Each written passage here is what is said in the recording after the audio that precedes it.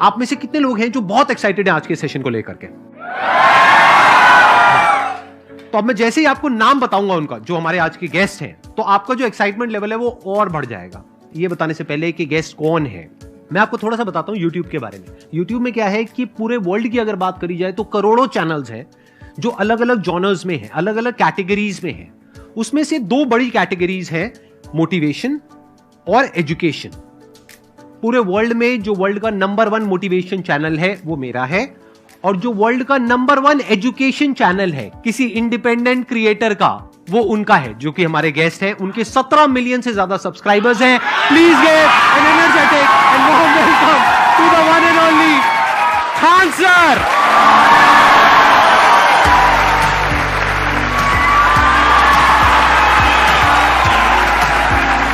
क्या हाल चाल जी, कैसे हैं आप?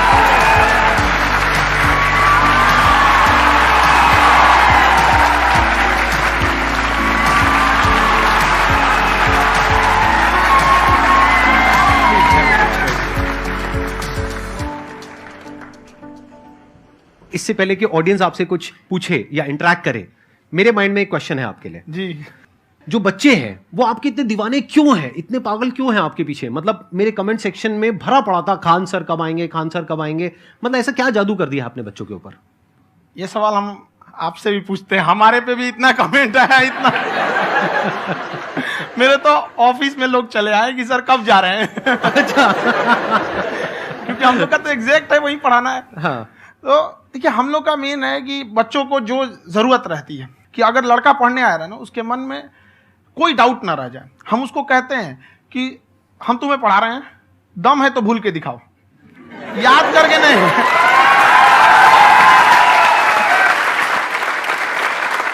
प्लस आप जिस प्राइस पॉइंट पे पढ़ा रहे हैं, आई थिंक वो सबसे कम है, वो बहुत ही कम है। सर ये जो फीस का कल्चर है, ये हमारा इंडियन कल्चर नहीं है। हमारा इंडियन कल्चर गुरु दक्षिणा है, उस हिसाब से वो सही है। ऑक्सीजन जैसे जिंदगी के लिए जरूरी है, वैसे एजुकेशन जरूरी है। कोई ये नहीं कह सकता है कि पैसे की वजह से वो खान सर के यहां से लौट गया। क्या बात है।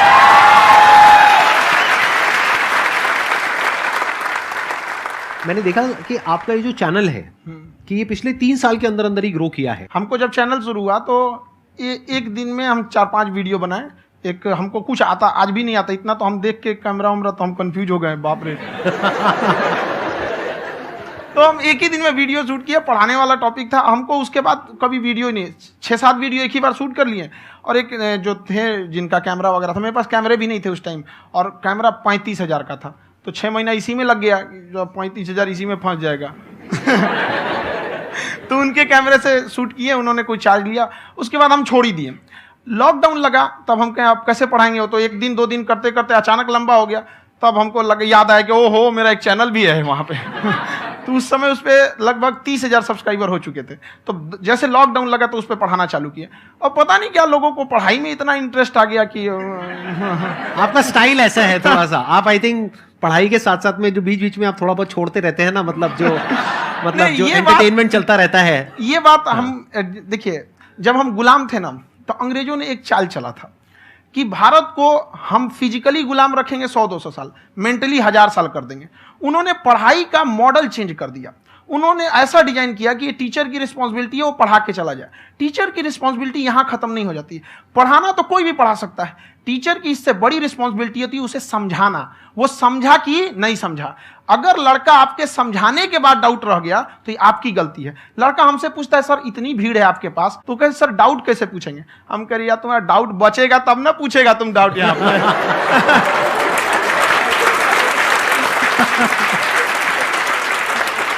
कॉन्फिडेंस नेक्स्ट लेवल है खान सर का, मानना पड़ेगा। और शायद यही वजह है इनकी जो ग्रोथ है उसका। किसी ने शायद सपने में भी नहीं सोचा होगा कि पिछले 2 साल के अंदर अंदर जो आपके चैनल की ग्रोथ हुई है, जैसे आप खुद ही बता रहे हैं कि लॉकडाउन के टाइम पे आपके 30,000 के करीब सब्सक्राइबर्स थे, आज की डेट में 17 मिलियन है। और मेरा एक क्वेश्चन और है, इससे पहले कि ऑडियंस में से आपसे कोई क्वेश्चन पूछे, कि कई बार आप ऐसे भी टॉपिक्स टच करते हैं जो थोड़े से कंट्रोवर्शियल हैं या थोड़े से सेंसिटिव हैं, जिसके ऊपर बात करने की हिम्मत आई थिंक बहुत ही कम लोगों में है। तो आपको कभी ये नहीं लगता है कि कहीं ज्यादा तो नहीं हो रहा है, इसको थोड़ा रोक देते हैं, थोड़ा कम कर देते हैं? क्योंकि कोई लाइन ही नहीं है वैसे तो बोलने को, तो आप कुछ भी बोल दो, कितना भी बोल दो। हुई है कंट्रोवर्सी बहुत बार। एक्चुअली बचपन से हमको फौज में जाना था, और फौज वालों के लिए ये सब मायने नहीं रखता। उसको करना है मतलब करना है, तुम सामने कुछ भी रहो, डजंट मैटर।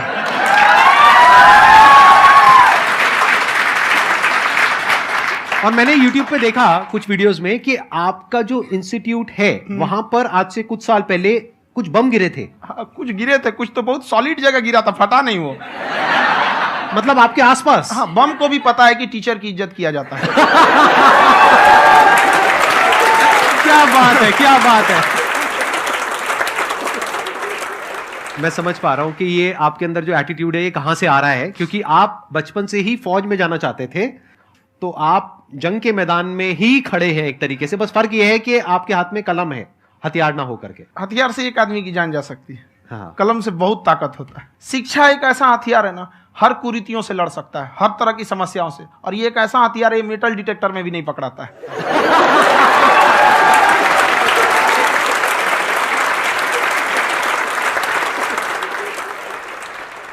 मेरा क्वेश्चन ये है कि अभी प्राइवेट ऑर्गेनाइजेशंस में पीटने का, पनिशमेंट का ये सिस्टम जो है खत्म हो गया है।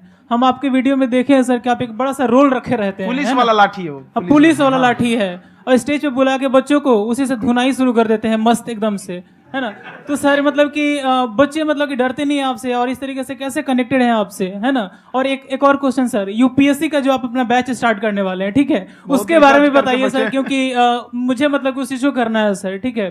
और संदीप सर को देख लिए, मेरा तो वैसे ही हो जाना है।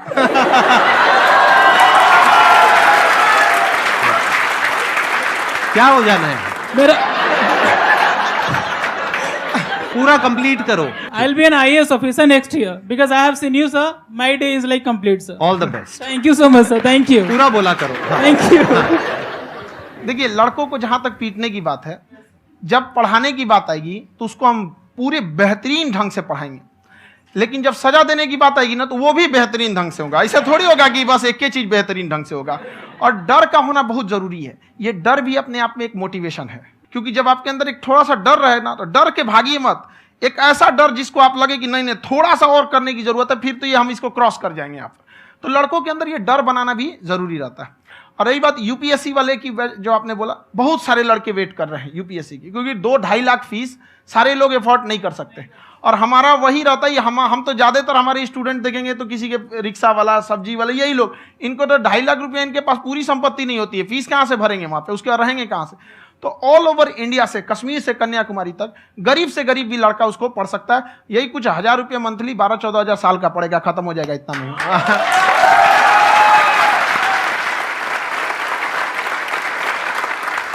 ये जो डंडे वाली बात इन्होंने कही, ये सच है? मतलब आप सच में एक डंडा रखते हो? पुलिस का ही है वो।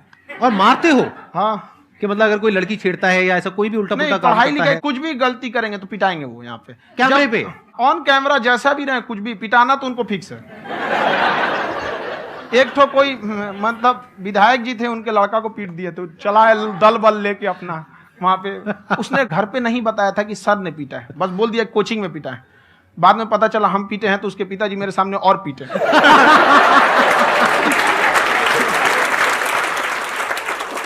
सर, आपका सबसे बड़ा डर क्या है आप दोनों का? फौजी को डरे नहीं लगता है, बाकी अफसर से पूछिए। आज के सेशन से पहले कोई डर नहीं था, लेकिन अब मुझे इनकी डंडे वाली कहानियां सुन करके डर लग रहा है कि कहीं मैंने गलती से कुछ बोल दिया अरे ऐसा और नहीं, इन्होंने कहीं पीछे कुछ रखा हुआ है, और यही आ करके अगर इन्होंने मेरी पिटाई कर दी तो बहुत बुरा हो जाएगा। तो इसलिए हमको थोड़ा डर लग रहा है।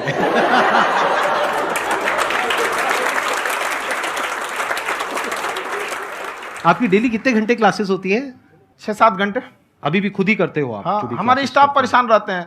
हम 1:30-2 बजे सोते हैं, सुबह 6 बजे उठ जाते हैं, परेशान रहते हैं। हो? यार इतना क्यों करते हो, है ना? कभी तो उनको भी साथ साथ लगना पड़ता है ना? उनको साथ साथ लगना पड़ता है। हम जग गए तो कोई सोया थोड़ी रहेगा, परेशान रहते, दिन में सोते ही नहीं है बेचारा, कहीं कहीं जाके सोते रहता है। हम सीट बांध दिए कि भाई तुम इस समय सो जाना, तुम इधर सो जाना। आपकी शादी हो गई या नहीं हुई अभी? मेरी खुशहाली देख के आप आइडिया लगा सकते हैं।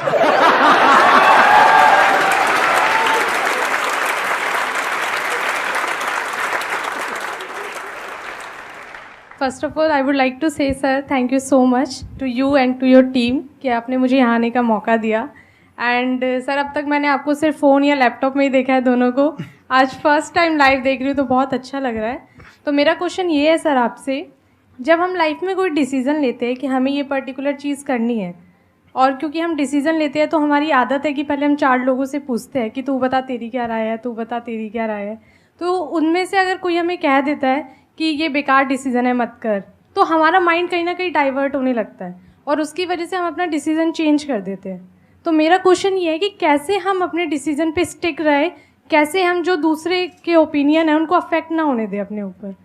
दूसरे से सलाह लेने से पहले एक बार खुद उस पर रिसर्च कर लेना चाहिए, ताकि आप सामने वाला क्या सलाह दे रहा है आपको समझ में आना चाहिए। यहाँ पर ऐसा नहीं है कि कई बार ऐसे होते हैं कि दूसरे वाले को एक्सपीरियंस होता है, तो अगर आपको पहले से आइडिया है, उसके बारे में आप बेहतरीन ढंग से रिसर्च किए हैं कि क्या इसमें प्लस पॉइंट है क्या निगेटिव है, उसके बाद आप किसी से सलाह लेने जाइए। ये नहीं कि मन में आया सीधा बताओ, गड़बड़ा जाएगा। तो वहाँ पे पहले आपको R&D करना पड़ता है, समझ में आया कि नहीं। और जिंदगी हो या गाड़ी, जीतेगा वही जो टाइम पे गियर चेंज कर रहा है।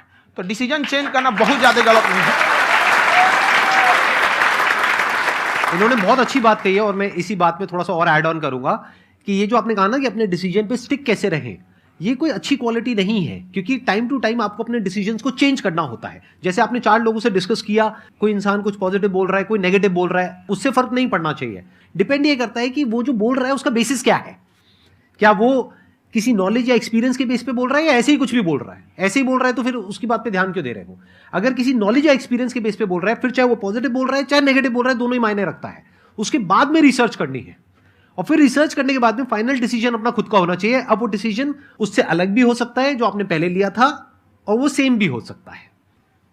सर मेरा क्वेश्चन दोनों से है आपसे, how to deal procrastination and laziness.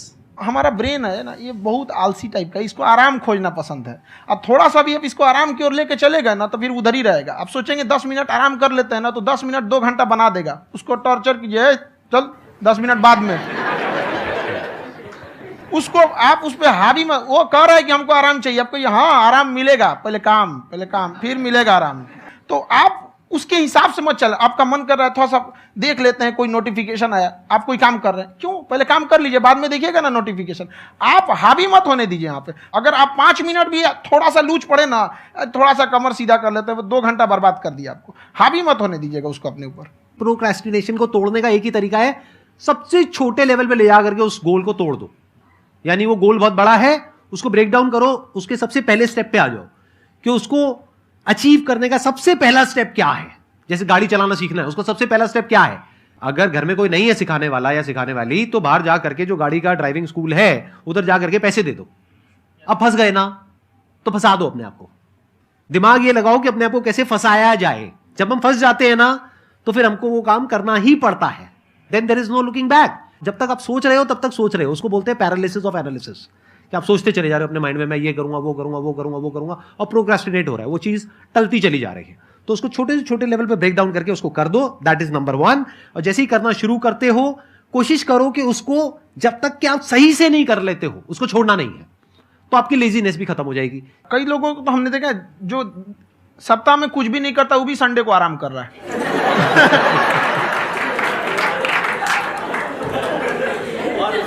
वैसे कहा भी जाता है कि अगर कोई काम आपको करवाना है ना तो ऐसे किसी इंसान को दो जो बिजी है। हाँ। ऐसे आदमी को मत दो जो खाली है। ये परफेक्ट एग्जाम। किसी को भी आप देखिएगा जिसको आप कहते हैं कि मतलब थोड़ा ठीक ठाक आप समझते हैं कि नहीं ये बहुत आगे निकल, वो एक काम को खत्म करने के बाद कभी आराम नहीं करेगा। एक काम खत्म हुआ उसको लगेगा हाँ एक खत्म हो गया, अब दूसरा करना चाहिए। और वही जिसको देखिएगा एक खत्म हो गया और आराम करना चाहिए, कभी नहीं, लाइफ में आखिरी सांस तक। सर यहाँ पे सब हिंदी में पूछते हैं, इंग्लिश में पूछते हैं, मैं भोजपुरी में पूछूं? जौन भाषा ठीक लगे तोने में पूछ दो। हाँ सर। सर ये पूछे के चाहते नहीं कि जैसे हमने के पढ़ाई करे निशान, तो कभी कभी डेली टारगेट्स जो होला वो कंप्लीट ना होला। अगर टारगेट्स कंप्लीट भी होला तो फिर ऐसा इरिटेशन या फिर वो एंजाइटी या फिर कि और करना है या फिर अभी नहीं हुआ, वो चीज़ हमेशा रहेला। तो वो कम कैसे करल जाए? देखिए टारगेट्स को ना हम लोग को एक अपने हिसाब से पहले फिट करना चाहिए। ऐसा नहीं कि दूसरे किसी इंसान को देख के हम टारगेट फिट कर ले। कोई लड़का 8 घंटा पढ़ रहा है, कोई पहली बार अभी पढ़ना ही चालू किया, उसको देख के 8 घंटा पढ़ेगा तो पढ़ाइए छोड़ देगा। तो आप अपनी क्षमता के हिसाब से देखिए कि आप कितना पढ़ सकते हैं। अगर आपने एक घंटे को बना लिया कि हम 1 घंटा पढ़ सकते हैं, अगले 1 हफ्ते तक उसको सस्टेन रखिए। जिम में कैसे करते हैं लोग, पहले दिन उठा लीजिएगा 1 कुंटल तो हार्ट अटैक हो जाएगा। तो वो धीरे धीरे टारगेट सेट कीजिए और अपनी क्षमता को भी देखिए। हर इंसान की क्षमता अलग है। कंगारू को देख के हाथी छलांग मारेगा, पैर तोड़ के बैठ जाएगा।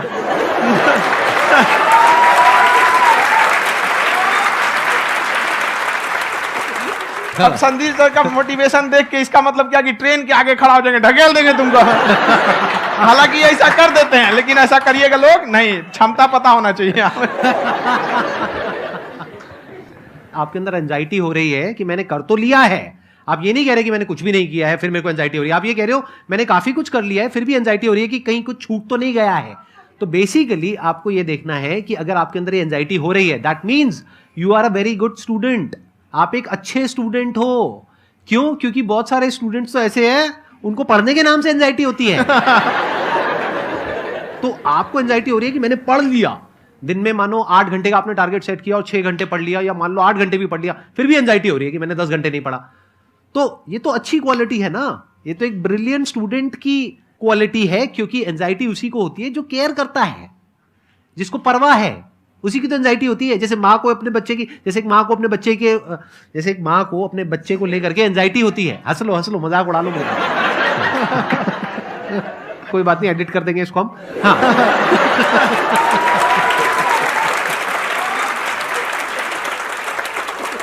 जैसे एक माँ है, उसको अपने बच्चे को लेकर के एंजाइटी होती है, थोड़ी सी भी तबीयत खराब हो जाए उसको एंजाइटी होती है, चाहे बच्चा ठीक भी है, डॉक्टर को नहीं होती है। क्यों? क्योंकि माँ को उस बच्चे से प्यार है। तो दैट मीन्स कि आप अपनी पढ़ाई को लेकर के सीरियस हो, इस वजह से आपके अंदर एंजाइटी हो रही है, विच इज नॉर्मल। जहां पर प्यार मोहब्बत होती है वहां पर थोड़ी बहुत एंजाइटी तो होती ही है ना। समझ रहे हो ना मैं क्या कहना चाह रहा हूं? आप लोग समझ रहे हो ना मैं कहां जा रहा हूं? जब वो किसी और से बात करती है तो एंजाइटी होती है ना।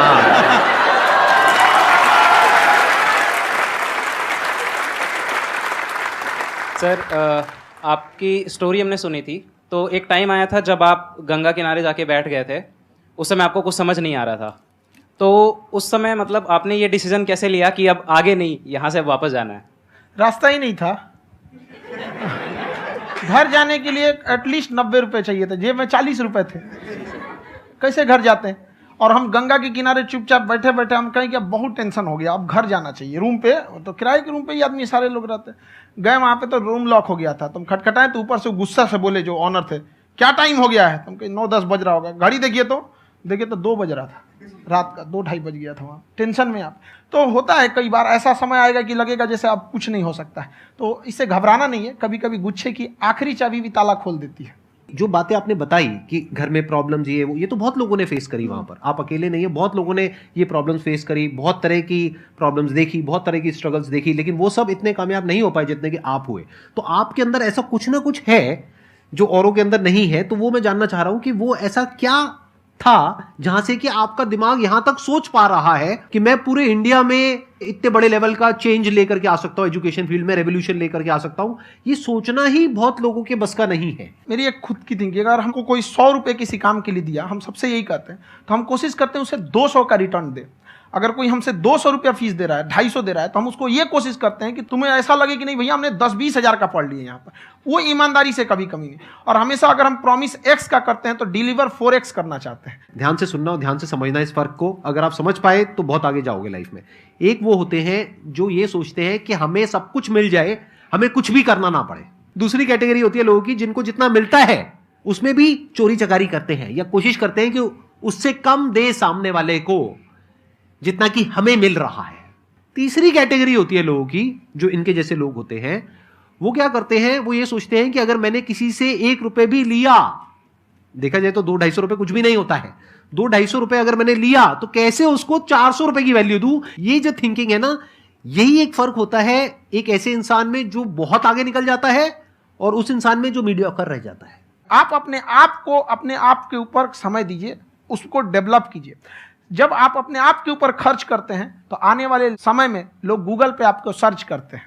क्या बात है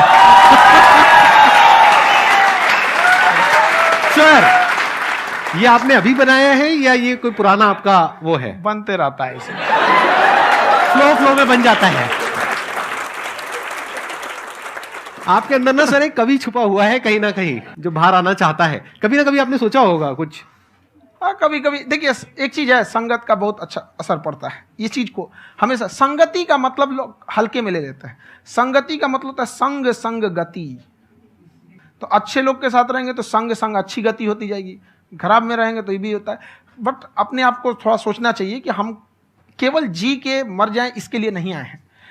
लोग कहते हैं कि सर नाम क्यों नहीं बताते अपना। हमारी एक ही सोच है कि जाने के बाद इस दुनिया से हमको मतलब एक चीज देना चाहते हैं स्टूडेंट्स को, कि वो याद करें कि इस पैसे की भाग दौड़ की दुनिया में हर कोई दोनों हाथ से लूटने में लगा है, खाली हाथ जाने के लिए ये सबको लगा है। तो हर कोई को ये सोचना चाहिए कि था कोई इंसान जो इतने कम फीस में इतनी शिक्षा जो महंगी थी, जो कमाने का रास्ता था, उसको भी एकदम कंपटीशन इतना कर दिया कि अब लोगों को अपनी फीस बढ़ाने में डर लगता है कि अरे यार, लड़का कमेंट करता है कि खान सर इतना ले रहे हैं, आप बहुत बड़ा टीचर हो गए।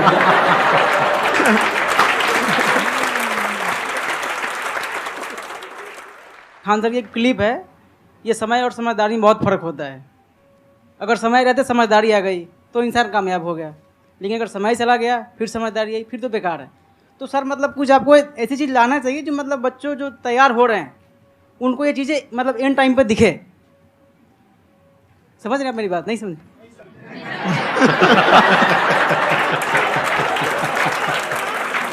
यही होता है सर, सर का मोटिवेशन ज्यादा हो जाता है।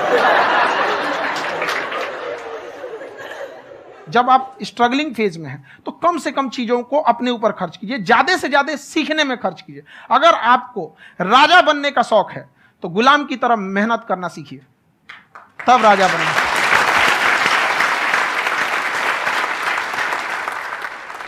ये दुख, ये दर्द, ये सब तेरे अंदर है। तू अपने बनाए इस पिजड़े से बाहर निकल के देख, तू अपने आप में एक सिकंदर है।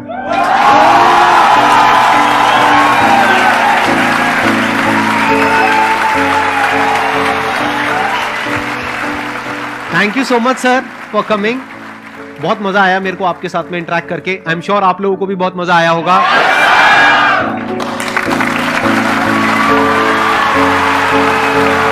Thank you so much ji.